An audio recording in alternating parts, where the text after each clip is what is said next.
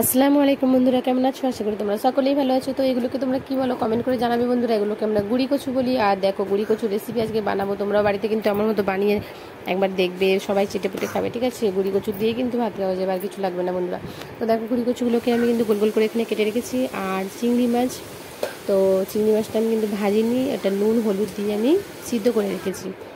তো দেখো, গুড়ি কচুগুলোকে আমি ছোটো ছোটো টুকরো করে গোল গোল করে কেটে রেখেছি। এখানে আলুগুলোকেও আমি কিন্তু চোখো চোখো করে কেটে রেখেছি।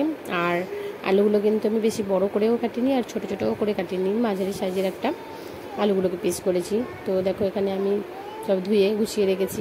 তো চলো বন্ধুরা, এবার রান্নাটা শুরু করা যাক। দেখো, আমি এখানে কড়াইটা বসিয়ে দিয়েছি ওভেনে। তো কড়াইটা আমার গরম হয়ে গেল। আমি এখানে সর্ষের তেল ব্যবহার করব, তোমরা চাইলে সাদা তেলও দিতে পারো। তো আমি সর্ষের তেল দিয়ে দিলাম বেশ খানিকটা। এবারে কচুগুলোকে আমি দিয়ে দেবো, মানে কচুগুলোকে আমি ভেজে নেবো। কচু আলু এগুলোকে ভেজে নেবো আমি। তো দেখো, নুন দেবো সামান্য করে, নুন দিয়ে দিয়েছি। দেখো, নুন দিয়ে আমি কচুগুলোকে ভালো করে ভেজে নেবো। সত্যি কথা বলতে বন্ধুরা, আমার গুড়ি কচু খেতে না খুবই ভালো লাগে। গুড়ি কচুর তরকারি মানে একদম অসাধারণ একটা রেসিপি আর কি। তো গুড়ি কচুর সঙ্গে চিংড়ি মাছ করলে তো কোনো কথাই হবে না, জমে যাবে। তো দেখো বন্ধুরা, গুড়ি কচুগুলোকে আমি এখানে লাল লাল করে ভেজে নিয়েছি। দেখো, আমার মোটামুটি ভাজা হয়ে এসেছে। এবারে আলুগুলোকেও কিন্তু ওই একই রকমভাবে আমি এখানে নুন দিয়ে ভেজে নেব। তো দেখো, কড়াইয়ে আমি আরও একটু তেল দিয়ে দিলাম, দিয়ে এবারে আমি আলুগুলোকে দিয়ে দেবো। আলুগুলো দিয়ে এখানে অল্প করে নুন দিয়ে আমি ভেজে নেব।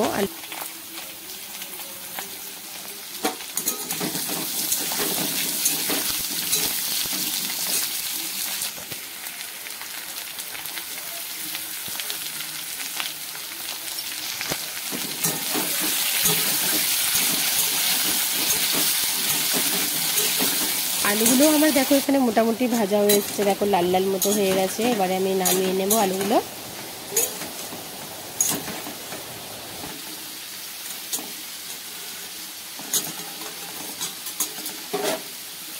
তো কচু আর আলু আমি একসঙ্গে করেই রেখে দিয়েছি, কারণ দুটোই ভাজা হয়েছে, মোটামুটি ভাজা হয়ে গেছে। এবারে আমি কড়াইতে আর একটু তেল দিয়ে এবারে পেঁয়াজ কুচি দিয়ে দেবো। খানিকটা পেঁয়াজ কুচি আমি এখানে দিয়ে দিচ্ছি। পরিমাণ মতো দিতে হবে, আমি যতটা কচু আলু নিয়েছি আর কি সেরকম অনুযায়ী দিতে হবে। তো মোটামুটি আমি দিয়েছি, একটা বড়ো সাইজেরই পেঁয়াজ দিয়েছি আমি এখানে। তো দেখো, পেঁয়াজটা এবারে একটু লাল হোক, এদিকে আমি একটা মশলা করে নেবো ততক্ষণ। তো মশলাটা দেখো বন্ধুরা, এখানে অল্প সামান্য পেঁয়াজ কুচি দিয়ে দেবো মিক্সিতে। আর দিতে হবে সর্ষে, তো সর্ষেটা একটু বেশি করেই দেবো আমি এখানে। মোটামুটি দিলাম দেখো। আর দেবো জিরে দেবো। আর দিয়ে দেবো একটা কাঁচা লঙ্কা। তো আমি এখানে বেশি দেবো না, কাঁচা লঙ্কা একটাই দিলাম, কারণ গুঁড়ো লঙ্কা আমি এখানে দেবো। তো এদিকে পেঁয়াজ ভাজাতে আমি একটু আদা রসুন বাটা দিয়ে দিলাম। এখানে দেখো, কাঁচা লঙ্কা, পেঁয়াজ আর সর্ষে জিরের পেস্টটা আমি বানিয়ে ফেললাম, পেস্ট করে নিয়েছি এখানে। দেখো, এরকম হয়েছে। তো দেখো, এবার পেস্টটা দিয়ে দিলাম আমি, দিয়ে একটু ভালো করে নাড়াচাড়া করে নেব। এবারে এর মধ্যে আমি দেখো 1 চামচ হলুদ গুঁড়ো দিয়ে দিলাম, লঙ্কা গুঁড়ো দিয়ে দিলাম 1 চামচ, জিরে মরিচ গুঁড়ো দিয়ে দিলাম, দিয়ে ভালো করে আর একটু নাড়াচাড়া করে নিলাম, নিয়ে ভালো করে কষিয়ে নিলাম মশলাটাকে সুন্দর করে। দেখো, এবারে নুন দিয়ে দিলাম একটু, বেশি নুন দেবো না, কারণ ওখানে আলু ভাজা আর কচু ভাজার মধ্যে তো নুন দিয়েছি।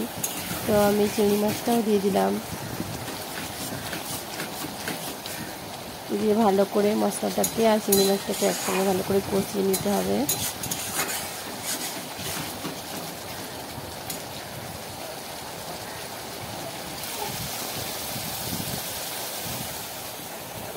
এবারে আমি আলু আর কচুগুলোকে এর মধ্যে দিয়ে দেবো, দিয়ে ভালো করে আর একটু নাড়াচাড়া করে নেব, একটু কষিয়ে নেব।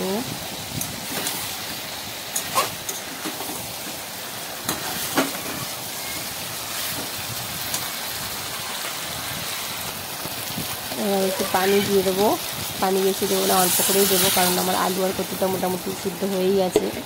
আর যদি ভিডিওটা একটু ভালো লেগে থাকে বন্ধুরা, তো একটা লাইক করে চ্যানেলটাকে সাবস্ক্রাইব করে আমার পাশে থেকো বন্ধুরা। আর রেসিপিটা যদি ভালো লেগে থাকে বন্ধুরা, তো একটা কমেন্ট করো। তো দেখো, আমার এখানে কিন্তু রান্না মোটামুটি হয়ে এসেছে।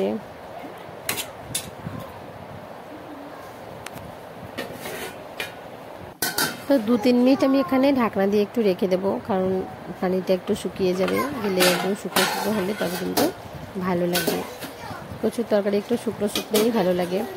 তরকারিটা আমি এখানে একটু নাড়াচাড়া করে দিলাম। তো সবাই ভালো থেকো বন্ধুরা, সুস্থ থেকো। আসসালামু আলাইকুম, আল্লাহ হাফেজ।